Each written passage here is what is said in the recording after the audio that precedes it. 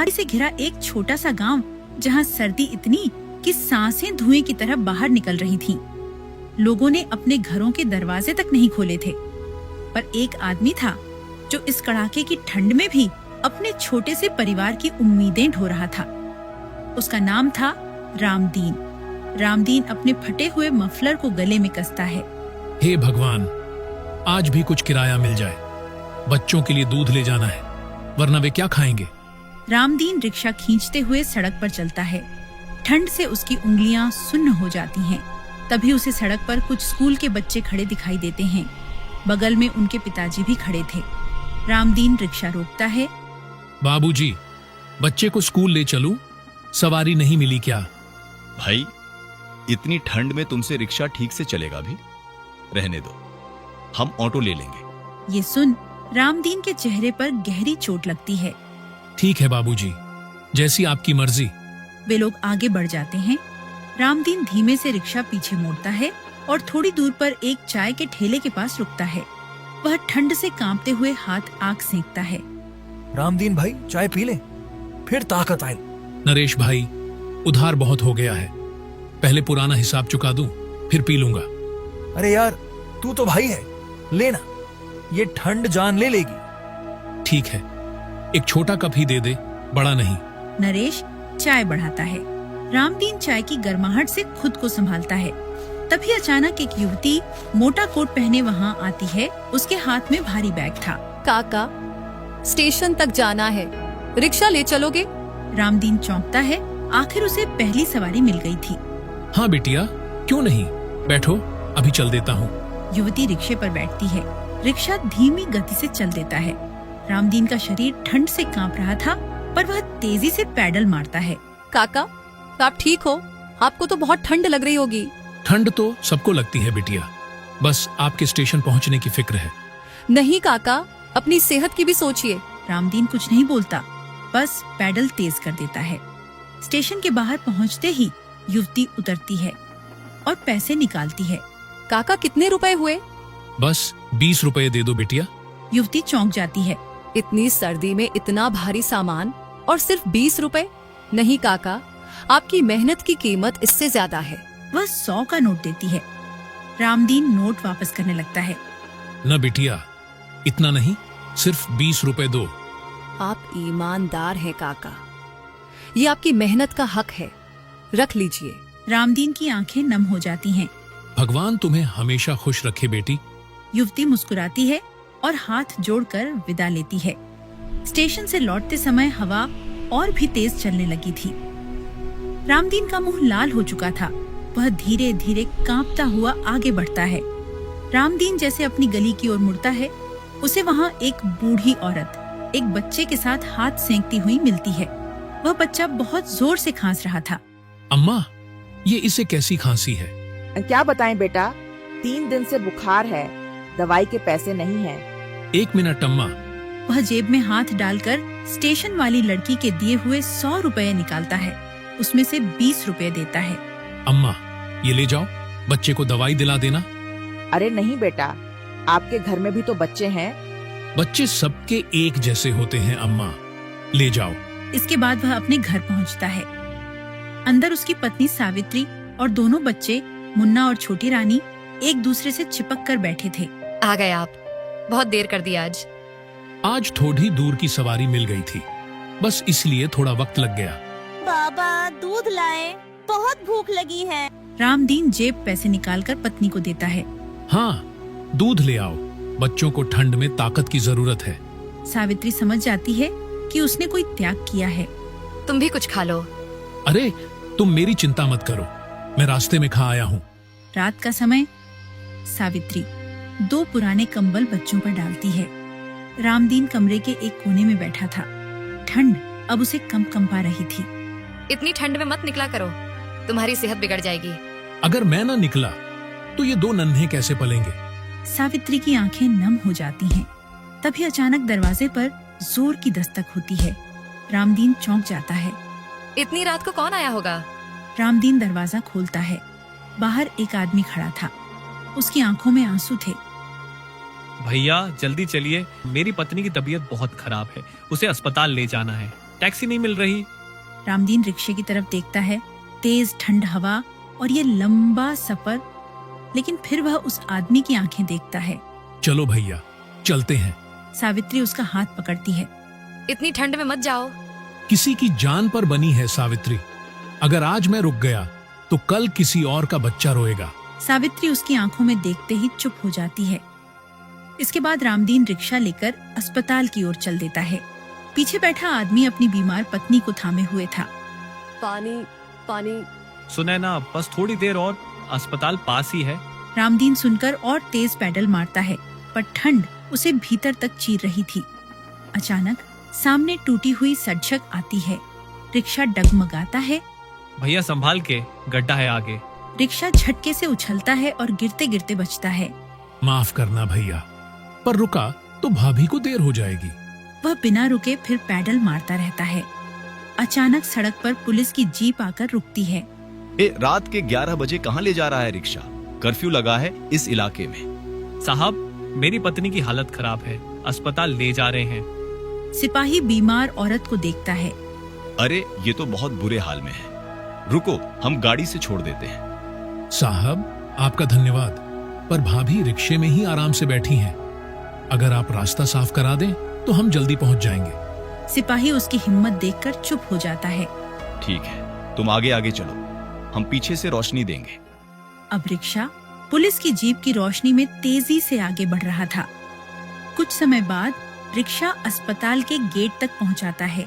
अस्पताल के स्टाफ दौड़कर औरत को स्ट्रेचर पर ले जाते हैं। कुछ समय बाद डॉक्टर बाहर आते हैं। अगर आप 5 मिनट देर कर देते तो मरीज नहीं बचती। जो रिक्शे वाला इन्हें इतनी ठंड में लाया, उसने आज एक जान बचाई है। आदमी दौड़कर रामदीन के पास जाता है। भैया, तुमने आज मेरी पत्नी नहीं, मेरी पूरी दुनिया बचा ली। हम भी तो इंसान हैं भैया, इंसानियत न निभाए तो इंसान किस बात के। डॉक्टर और आदमी रामदीन का शुक्रिया अदा करते हैं, लेकिन जैसे ही सब शांत होता है, रामदीन की टांगें कांपने लगती हैं। वह जमीन पर गिर पड़ता है। भैया, अरे डॉक्टर साहब जल्दी आइए, रिक्शे वाले भैया को कुछ हो गया है। रामदीन को स्ट्रेचर पर लेटाया जाता है। इसका शरीर ठंड से सुन्न हो चुका है। हमें तुरंत स्पेशल दवाइयों की जरूरत है, लेकिन खर्चा बहुत आएगा। डॉक्टर साहब, पैसे की चिंता मत कीजिए, जो भी लगेगा मैं दूंगा, बस आप इन्हें बचा लीजिए। डॉक्टर इलाज शुरू कर देते हैं। कुछ समय बाद दोनों की हालात ठीक हो जाती है। इसके बाद आदमी और पुलिस वाला रामदीन के घर पहुंचते हैं और दरवाजा खटखटाते हैं। सावित्री दौड़कर दरवाजा खोलती है। क्या हुआ? भाभी जी, आपके पति ठंड में बहुत बीमार हो गए थे। हे भगवान, मैंने तो मना किया था कि रात में मत जाना। कोई बात नहीं, अब इनकी तबीयत ठीक है, इनका ध्यान रखो। इसके बाद रामदीन की पत्नी उसे बिस्तर पर लेटा देती है। सुनो जी, आज से रिक्शा चलाना बंद कर दीजिए। अगर आप इसी तरह ठंड में निकलते रहे तो आपकी जान को खतरा हो सकता है। मैं अब तुम्हें रिक्शा नहीं चलाने दूंगी। सावित्री, अगर मैं रिक्शा नहीं चलाऊंगा तो हमारा गुजारा कैसे होगा? इस तरह तो हमारे बच्चे भूखे मर जाएंगे। अब चिंता मत करिए जी, मेरे दिमाग में एक योजना है। कौन सी योजना?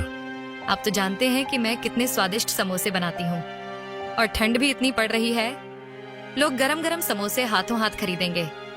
अब यही हमारा नया काम होगा। तुम्हारा दिमाग सच में तेज है सावित्री, पर समोसे बनाने के लिए जो सामान आएगा उसके लिए पैसे कहाँ हैं? अब चिंता मत कीजिए, मैंने कुछ पैसे बचा कर रखे थे, बाकी आप सेठ से उधार ले आओ। उन्हें बोल देना, जैसे ही कमाई शुरू होगी धीरे धीरे चुका देंगे। ठीक है, पर बाहर बारिश बहुत तेज है, रुक जाने दो, सुबह ही जाऊंगा, तब तक मेरी तबीयत और ठीक हो जाएगी। दोनों अंगीठी के पास बैठकर हाथ सेंकते हैं, फिर सो जाते हैं। अगली सुबह रामदीन मन में आशा लिए सेठ के घर पहुंचता है। सेठ अपने नौकर पर चिल्ला रहा था। हमें निकम्मे, 3 बार बोला था सामान सही रखना, मेरी बात तुम्हारे कानों तक पहुंचती नहीं क्या? इतने में सेठ की नजर रामदीन पर पड़ती है। अरे रामदीन, आओ कैसे आना हुआ? सेठ जी, मुझे थोड़े पैसों की जरूरत है, अगर आप मदद कर दें तो आपका बहुत उपकार होगा। अरे हाँ, क्यों नहीं, बताओ कितने रुपए चाहिए तुम्हें? ज्यादा नहीं सेठ जी, बस 5,000 रुपए दे दो। 5,000 मिल जाएंगे, लेकिन एक शर्त है, अगर समय पर पैसे नहीं लौटाए तो तुम्हारी छोटी सी जमीन, याद है ना, खेत के किनारे जो है, वह मेरी होगी। रामदीन कुछ पल चुप रहता है, फिर अपनी मजबूरी सोचकर सिर झुका देता है। ठीक है सेठ जी, मुझे मंजूर है, लेकिन मैं वादा करता हूँ धीरे धीरे आपका सारा उधार चुका दूंगा। बस यही तो चाहिए था। लो, पैसे ले जाओ, और हाँ, समय पर चुकाना मत भूलना। सेठ उसे नोटों की गड्डी थमाता है। रामदीन पैसे को झोले में रखता है और भारी मन से घर की ओर चलता है। रामदीन हाथ में झोला लिए घर लौटता है। ये लो सावित्री, तुम्हारे कहने पर सेठ से पैसे तो ले आया हूँ, लेकिन उसने बड़ी अजीब शर्त रखी है। कहा है कि अगर समय पर पैसे न लौट आए तो हमारी जमीन पर कब्जा कर लेगा। अजी, आप बिल्कुल चिंता मत करो। अब तो सर्दी दिन ब दिन बढ़ रही है। ऐसे मौसम में हमारे समोसे हाथों हाथ बिकेंगे, लोग चाव से खाएंगे और हम सेठ के पैसे आसानी से चुका देंगे। बात तो ठीक कहती हो, पर डर भी लगता है भाग्यवान। कहीं ऐसा ना हो कि घर का थोड़ा बहुत पैसा भी डूब जाए और जमीन भी चली जाए। आप बेकार की चिंता कर रहे हो, भगवान पर भरोसा रखो, सब ठीक होगा। रामदीन उसकी आंखों में भरोसा देख मुस्कुरा देता है। इसके बाद रामदीन बाजार से आलू, आटा, तेल और मसाले खरीद लाता है। सावित्री चूल्हे के पास बैठकर गरम गरम समोसे तलती है। लो जी, समोसे तैयार हो गए। वह समोसे टोकरी में बड़े प्यार से रखती है और रामदीन को सौंपती है। रामदीन टोकरी सिर पर रखकर गलियों में घूमता है। समोसे ले लो भाई, गरम गरम समोसे, समोसे ऐसे जिनका स्वाद कभी भूल न पाओगे। आओ भैया, आओ बहना, गरम गरम समोसे खाओ। तभी एक औरत उसके पास रुकती है। अरे भैया, ये समोसे तो देखने में ही स्वादिष्ट लग रहे हैं। कितने के दे रहे हो? बस 5 रुपए का एक, बहन जी। बताइए कितने दूं? चलो ठीक है, 5 दे दो। रामदीन समोसे देता है। औरत एक समोसा खाती है और खुश हो जाती है। वाह, बहुत बढ़िया बनाए हैं भाभी ने, अगली बार फिर से लूंगी भैया। रामदीन के चेहरे पर पहली उम्मीद की चमक आती है। वह पैसे लेकर चौपाल पर पहुंचता है। समोसे ले लो, गर्मा गर्म समोसे। गांव के कई आदमी और औरतें उसके आसपास आ जाते हैं। अरे वाह, क्या स्वाद है, बहुत दिनों बाद इतना बढ़िया समोसा खाया। धीरे धीरे सारी टोकरी खाली हो जाती है। रामदीन का चेहरा खुशी से दमक जाता है। शाम को रामदीन थका हुआ लेकिन बेहद खुश होकर घर में प्रवेश करता है। अरे सावित्री, जरा एक गिलास पानी देना, बहुत प्यास लगी है। अभिलाई जी, पर ये बताइए, समोसे बिके या नहीं? रामदीन मजाक करते हुए बोलता है। नहीं सावित्री, आज तो एक भी समोसा नहीं बिका। क्या? इसका मतलब आप सही कह रहे थे, हमारे समोसे कोई नहीं खरीदेगा। अब हम क्या करेंगे जी? हमारा तो सारा पैसा डूब गया। सावित्री रोने लगती है। तभी रामदीन हंस देता है। अरे ओ भाग्यवान, निराश क्यों होती हो? हमारे सारे समोसे बिक गए हैं। सच्ची? एक भी समोसा नहीं बचा? अरे हाँ, लोगों को समोसे इतने पसंद आए कि सबने झट से खरीद लिए। रामदीन अपनी जेब से नोट निकालकर सावित्री को देता है। सावित्री की आंखें खुशी से भर आती हैं। लो, ये पैसे संभाल कर रखो, इन्हीं से हम अनाज भी ले लेंगे और बच्चों के लिए नए कपड़े भी। इसके बाद सावित्री उन पैसों को संभाल कर अलमारी में रख देती है। अगली सुबह सावित्री फिर से ताजा ताजा समोसे बनती है। लो जी, आज के ताजा समोसे, भगवान करे आज भी सब बिक जाए। देखना, आज तो और जल्दी बिकेंगे। रामदीन फिर से समोसों की टोकरी लेकर गांव की ओर निकल जाता है। वह फिर से आवाज लगाता है। समोसे ले लो भाई, समोसे, गर्मा गर्म समोसे। जो एक बार खाएगा मेरे समोसों का स्वाद भूल नहीं पाएगा। तभी गांव का एक आदमी उसके पास आकर रुक जाता है। अरे सुनो रामदीन, हमने सुना है कि तुम्हारे समोसे बहुत स्वादिष्ट है, जरा 50 रुपए के दे दो, मैं भी तो छक कर देखूं, आखिर ऐसा क्या है तुम्हारे समोसों में। क्यों नहीं जी, अभी देता हूँ। वह आदमी समोसे छकते ही खिल उठता है। वाह, सच में बढ़िया स्वाद है। रामदीन पैसे लेकर चौपाल की ओर बढ़ता है। आज भी चौपाल पर भीड़ जुट जाती है। रामदीन, जल्दी दो भाई, हम देर से आए हैं, कहीं समोसे खत्म ना हो जाएं। कुछ देर में टोकरी पूरी तरह खाली हो जाती है। रामदीन खुशी से घर लौटता है। सुनो सावित्री, हमारे समोसे तो गांव की शान बन गए हैं। मैं गांव में पहुंचता ही हूँ और बस कुछ ही देर में सब बिक जाते हैं। भगवान तेरा लाख लाख शुक्र है। सुनो जी, अब हमें और ज्यादा समोसे बनाने होंगे, इससे हमारी आमदनी और बढ़ेगी। अगले दिन रामदीन अपना पुराना रिक्शा धकेल कर एक दुकानदार के पास पहुंचता है। भैया, इस रिक्शे को ठेला बना दो। ठीक है भाई, आप बैठिए, मैं काम शुरू करता हूँ। शाम होने तक रिक्शा एक खूबसूरत साफ सुथरा ठेले में बदल जाता है। रामदीन पैसे देता है और खुशी खुशी ठेला घर ले आता है। पहले जो रामदीन टोकरी में समोसे बेचता था, अब वह ठेले पर समोसे बेचने शुरू कर देता है। रामदीन के पास ग्राहकों की भीड़ लग जाती है। अब उसकी कमाई पहले से कई गुना बढ़ जाती है। सावित्री सही कहती थी, मेहनत से सब मिलता है। शाम का समय, सर्द हवा बह रही थी। दोनों पति पत्नी अलाव के पास बैठे हाथ सेक रहे थे। तभी गांव का मुखिया वहां आता है। सुनो रामदीन, 3 दिन बाद मेरी बेटी की शादी है। मेहमानों के लिए समोसे चाहिए। क्या तुम मेरे लिए समोसे बना दोगे? क्यों नहीं मुखिया जी, आप बस हुक्म कीजिए, मैं समय पर समोसे पहुंचा दूंगा। ठीक है, मैं कल सूची भेज दूंगा। मुखिया चला जाता है। तभी उनकी यह बातें भानु और उसकी पत्नी चुपके से सुन रहे थे, क्योंकि उनकी कई दिनों से रामदीन के काम पर नजर थी। देखा तूने, ये भिखारी जिसके घर में खाने को नहीं था, आज इतना बड़ा ऑर्डर ले रहा है। हाँ, और इसकी पत्नी तो अब हमारी तरफ देखती भी नहीं। इन दोनों को खूब घमंड चढ़ गया है। तू चिंता मत कर, मैं ऐसा कुछ करूंगा कि रामदीन कभी भी यह ऑर्डर पूरा न कर पाए। भानु और उसकी पत्नी रामदीन की इतनी तरक्की देखकर चलने लगे थे और वह इस इंतजार में थे कि कैसे भी करके रामदीन मुखिया को समोसे न पहुंच पाए। शाम को सावित्री और रामदीन समोसे तैयार करने के बाद वो सोने चले जाते हैं।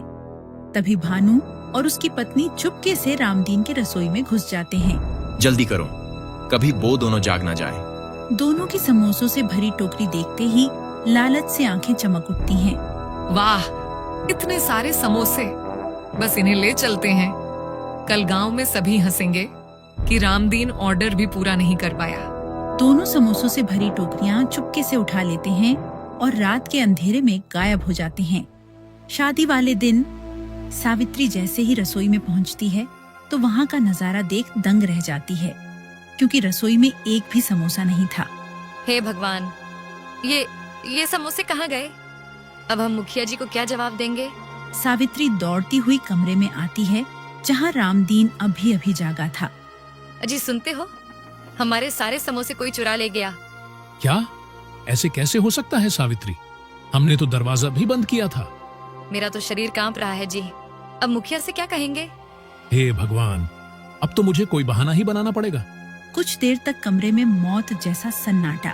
ठीक है, मैं खुद जाकर मुखिया जी को बता देता हूँ। जो होगा देखा जाएगा। इसके बाद रामदीन मुखिया के बड़े दरवाजे पर पहुँचता है।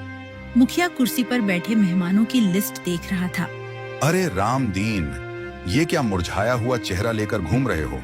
मुखिया जी, क्या बताऊं, कल रात हमारे घर से किसी ने सारे समोसे चुरा लिए। क्या? समोसे चुरा लिए? अरे भला कोई समोसे क्यों चुराएगा?